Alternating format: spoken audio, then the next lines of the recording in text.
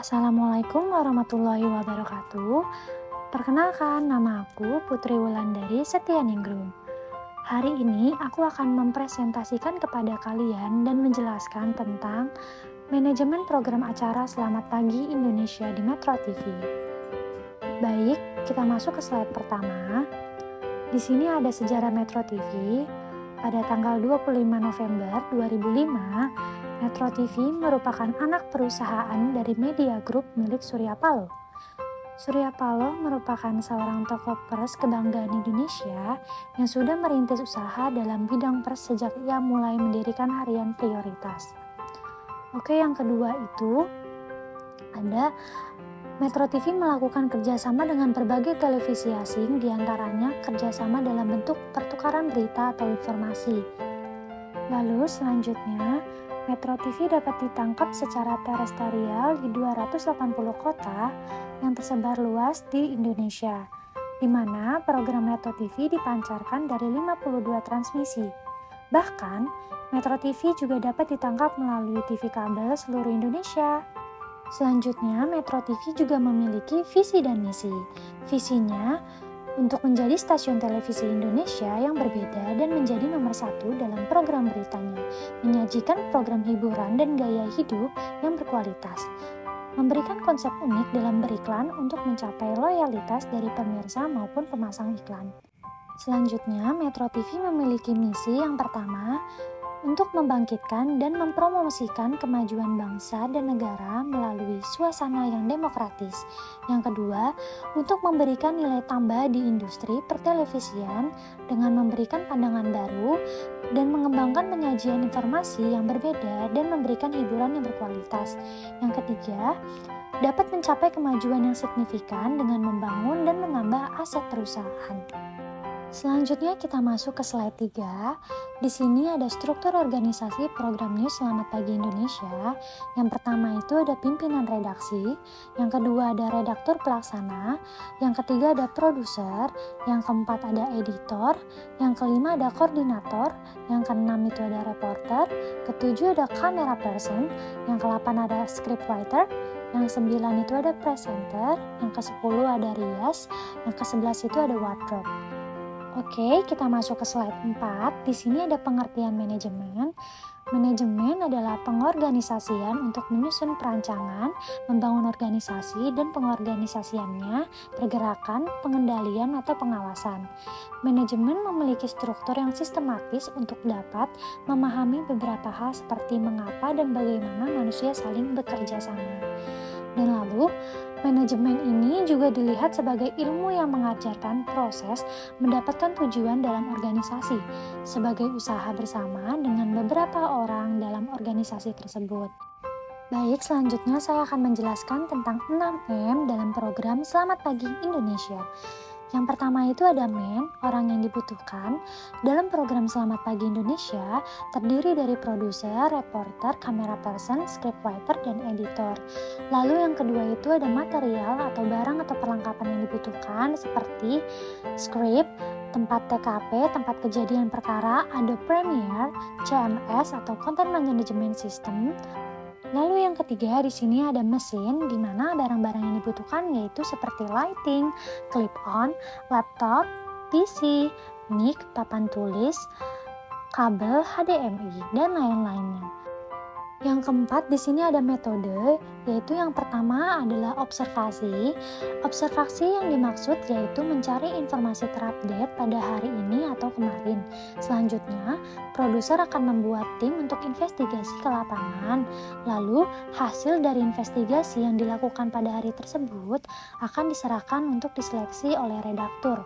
Lalu, setelah itu redaktur akan melihat hasil berita yang dikumpulkan dan diserahkan kepada editor.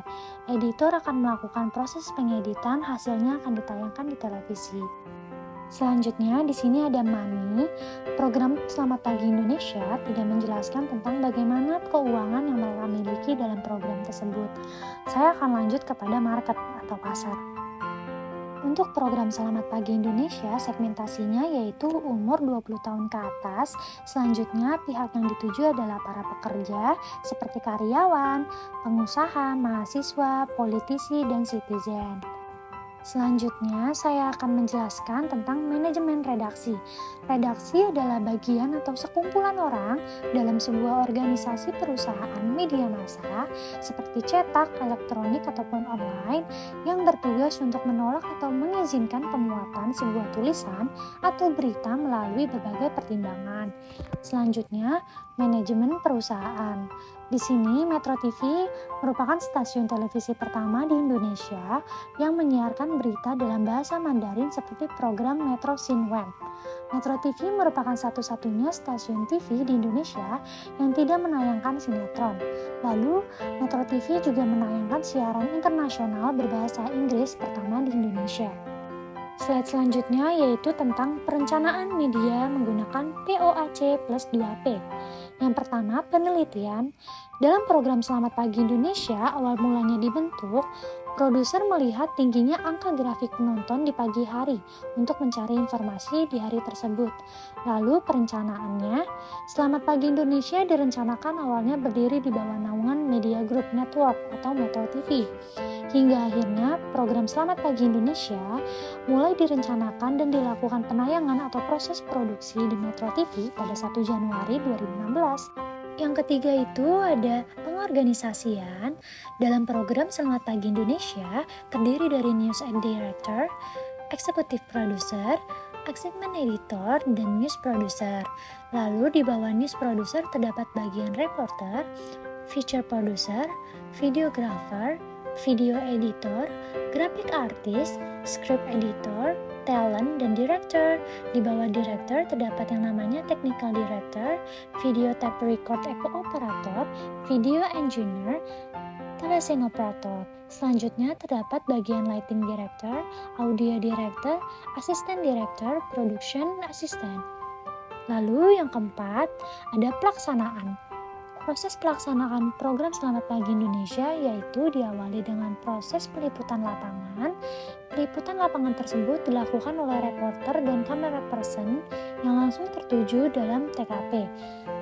Lalu selanjutnya dengan proses redaksi yang dilakukan oleh redaktur, kemudian hasil akhir dilakukan pengeditan dan penaikan berita oleh editor. Yang kelima, ada pengawasan. Di sini hasil berita tersebut diawasi oleh produser secara langsung di ruangan produser melalui televisi besar. Selanjutnya ada penilaian. Penilaian pada program Selamat Pagi Indonesia dilakukan dengan cara diberikan teguran langsung jika kesalahan yang dilakukan kecil. Namun jika kesalahan bersifat fatal yang dilakukan oleh para kru dan tim lainnya, maka akan dilakukan surat peringatan bahkan pemecatan. Selanjutnya di slide ini aku akan menjelaskan tentang PIRO, yaitu People, Idea, Research, dan Objective. Yang pertama itu ada people, di mana orang-orang yang terlibat dalam pembuatan program acara Selamat Pagi Indonesia. Lalu yang kedua itu ada ide. Ide program tersebut muncul karena adanya peluang untuk membuat program yang layak, informatif, edukatif, menghibur, serta menarik ditonton di pagi hari oleh khalayak. Yang ketiga itu ada research. Research atau penelitian dalam program ini dilakukan dengan melihat segmentasi penonton news di pagi hari. Hasil tersebut menunjukkan angka yang signifikan sehingga produser program Selamat Pagi Indonesia berinisiatif untuk membuat program berita informatif pada waktu di pagi hari. Lalu yang keempat itu ada objektif. Target atau objektif dalam program ini yaitu dengan memberikan informasi terbaru, menarik, up to date agar publik tidak merasa berita atau informasi yang disampaikan terlihat monoton. Selain itu, presenter diminta untuk memberikan informasi dengan bahasa yang tidak terlalu berat, singkat, padat, jelas agar informasi yang diberikan tersampaikan kepada penonton.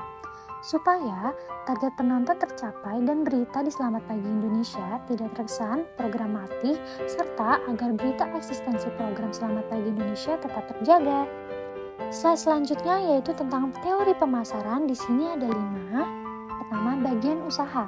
Pada acara Selamat Pagi Indonesia melakukan penjualan program kerja yang dilakukan di setiap perusahaan yaitu dengan melakukan sirkulasi, iklan ataupun promosi. Biasanya hal ini dilakukan oleh pemimpin perusahaan atau seorang manajer. Yang kedua itu ada bagian sirkulasi. Biasanya penjualan atau tim sirkulasi sangat berpengaruh pada kenaikan dan penurunan atensi yang ada. Selain itu, menerima bahan pustaka dari bagian pengolahan, menyimpan bahan pustaka menurut susunan yang sesuai dengan peraturan. Yang ketiga itu ada bagian iklan. Perusahaan Metro TV mendapatkan pemasukan pada suatu program dengan membuka lowongan-lowongan iklan suatu produk ataupun lembaga. Yang keempat itu ada bagian promosi. Di sini cara program Selamat Pagi Indonesia melakukan promosi biasanya dengan mendatangkan guest star yang sedang terkenal untuk bisa membawa nama pada suatu program acara televisi. Yang kelima itu ada pemimpin perusahaan. Pemimpin perusahaan pada suatu program disebut dengan produser. Produser mengawasi atau mengkoordinasi kebijakan di program acara, melihat bagaimana para anggota yang sedang melakukan tugas untuk setiap divisinya. Terima kasih teman-teman telah mendengarkan presentasi yang saya jelaskan. Mohon maaf jika banyak kekurangannya. Wassalamualaikum warahmatullahi wabarakatuh.